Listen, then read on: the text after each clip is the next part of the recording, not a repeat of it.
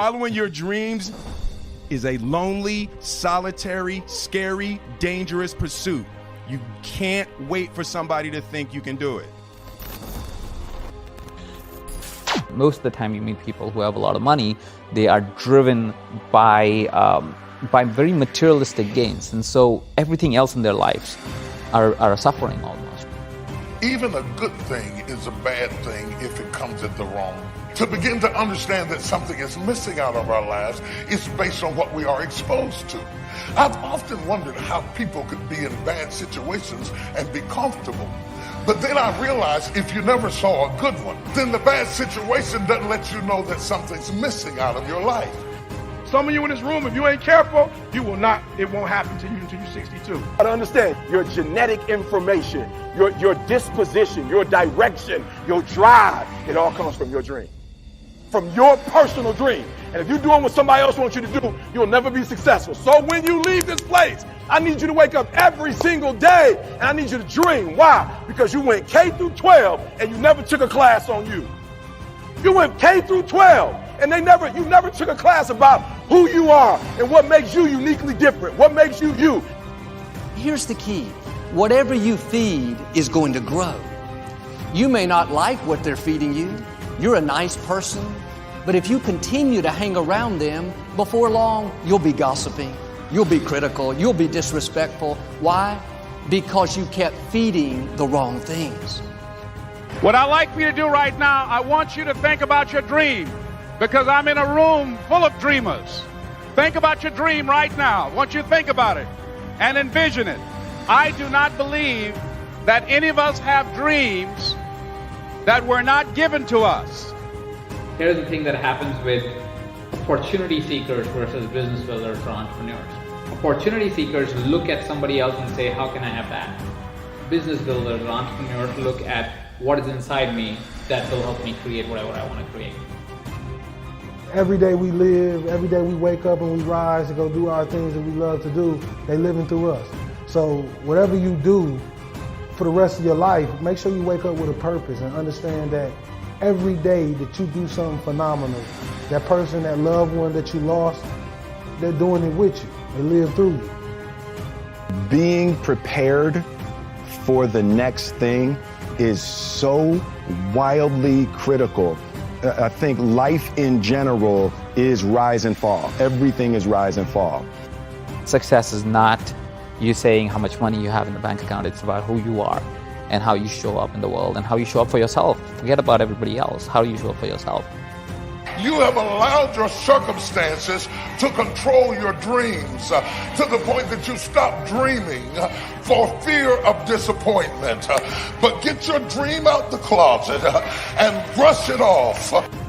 There's some issues we have now. Why? Because nobody's working. Nobody's working on them and nobody's working on their goals. Everybody's just trying to get paid. And the reason why we're here is we're trying to tell you that even when you get to the montage, even when you fly first class, it's still not enough. Even when you can buy cars and you got stuff, it's still not enough.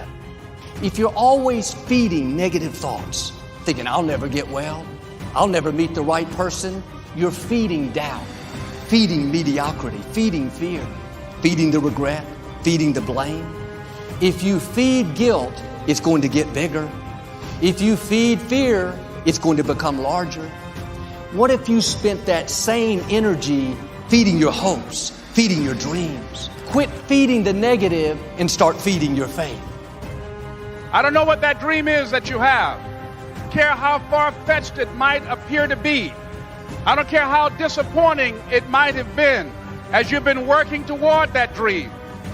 But here's what I know, that dream that you're holding in your mind, that it's possible. What is it that I want to create? And whatever comes as an outcome of that, great, good on that too. How do I do this better than everybody else? Not just the top 1%, better than everybody.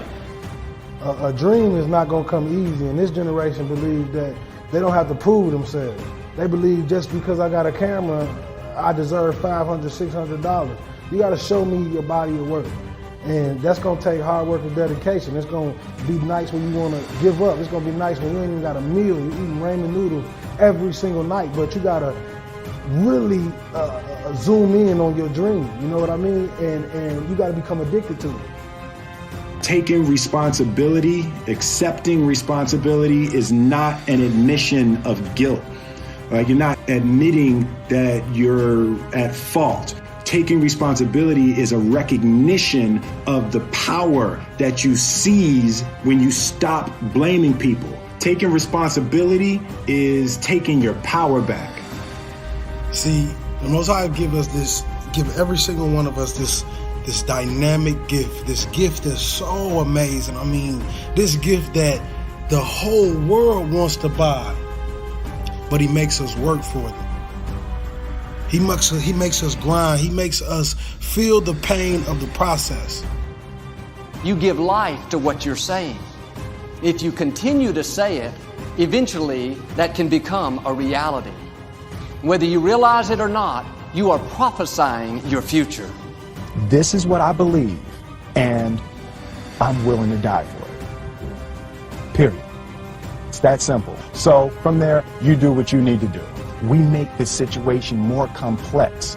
And this is great when we're saying things like, I'm blessed, I'm strong, I will accomplish my dreams, I'm coming out of debt.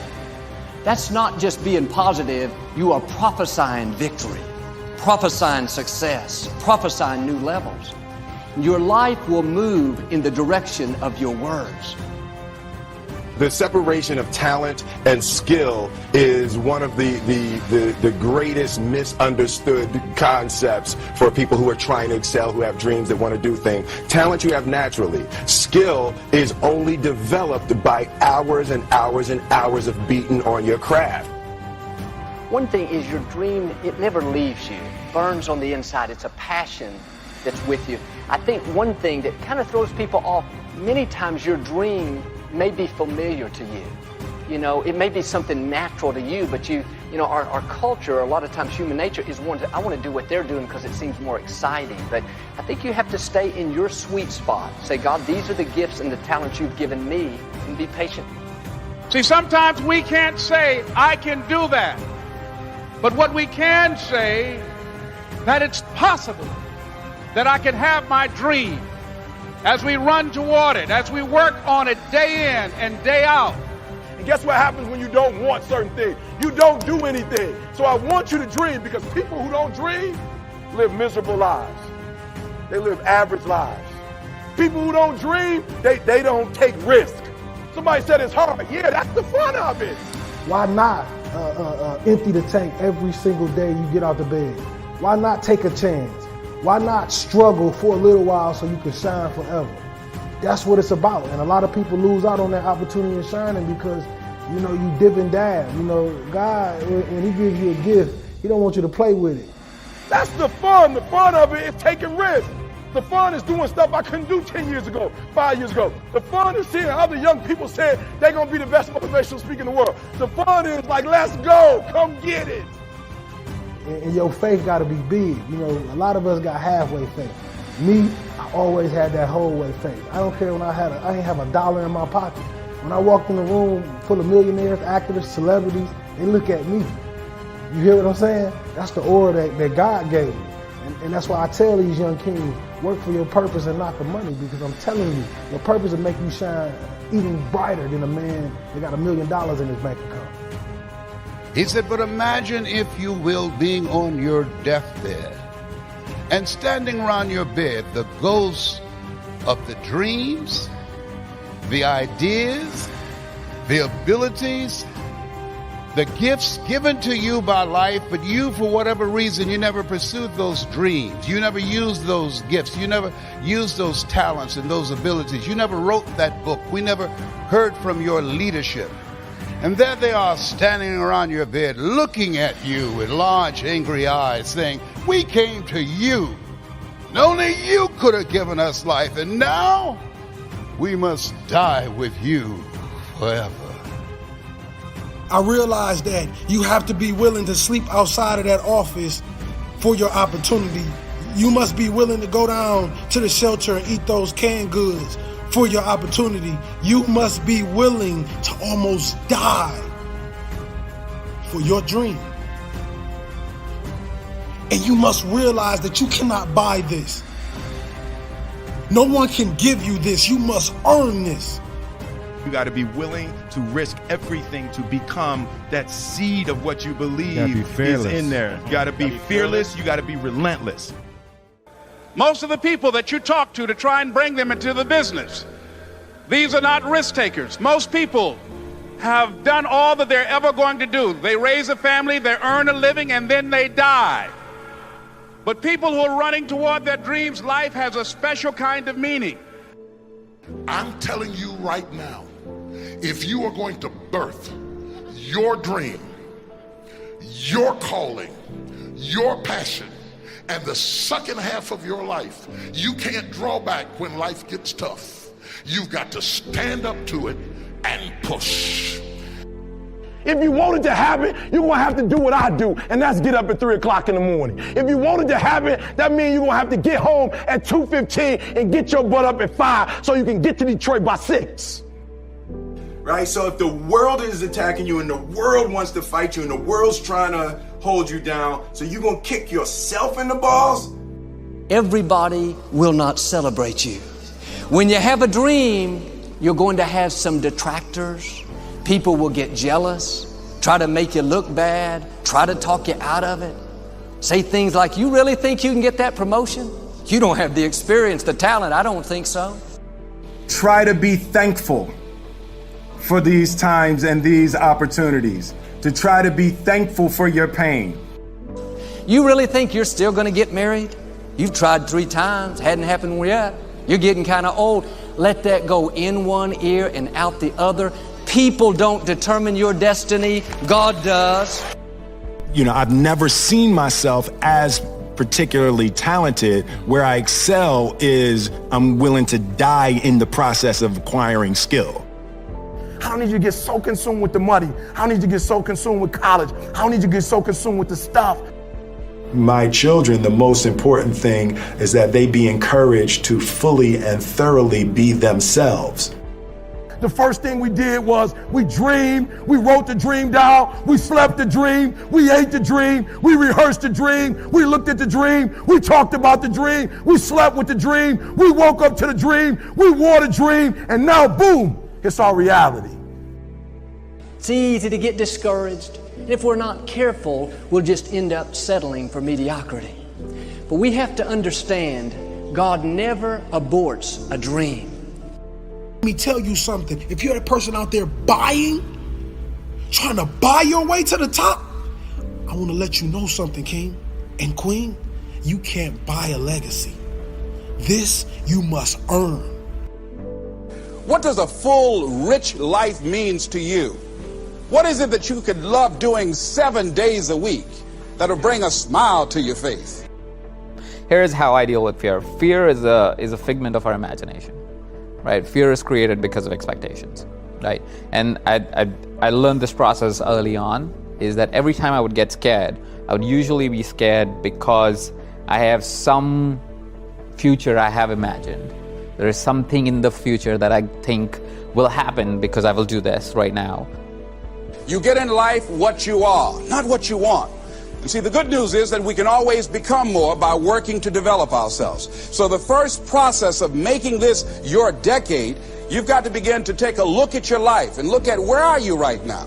What are your strengths? What are your weaknesses? What gives your life a sense of fulfillment, a sense of joy? This very second that you have right now, you will never have this second again. This second is so unique. There will never be another second like the second we're in right now. You don't try to build a wall. You don't set out to build a wall. You don't say, I'm going to build the biggest, baddest, greatest wall that's ever been built. You don't start there. You may have been knocked down, but you got to get back up again and said, God, give me this same mountain. You say, I'm going to lay this brick as perfectly as a brick can be laid. And you do that every single day. And soon you have a wall. And soon you have a wall. So be the type of person that's willing to fight. Give your blood, sweat, and tears for what you believe in. And understand, a legacy can never be bought. You guys be phenomenal today. Fight for your purpose and not the money. Your destiny is calling out to you. You have to be like Caleb. You can't have a weak, defeated, give up spirit. I'll take the easy way out. I'll settle for second best. I don't want to put forth the effort. If you don't stir it up, you can miss who you were created to be. The reason we operate on goals is because that's how life has been designed for all of us, and it seems to make more sense to us, right? But at the same point in time, life, as we have all lived it, we know doesn't really change by the month of the day. It changes by how and when we are ready to change it. I don't want to substitute. I don't want second best. God, I'm going after what you placed in my heart. If you will remember your dream like that, God will help you to accomplish what you didn't accomplish early on. If you want to reach your goal and have a competitive edge, you've got to be hungry. He who says he can and he who says he can't are both usually right. Perfection doesn't exist. They need to take it out of the dictionary. It doesn't exist. Practice only makes improvement. You can always better your best. You have not done your best work yet. The first step before anybody else in the world believes it is you have to believe it. There's no reason to have a plan B because it distracts from plan A.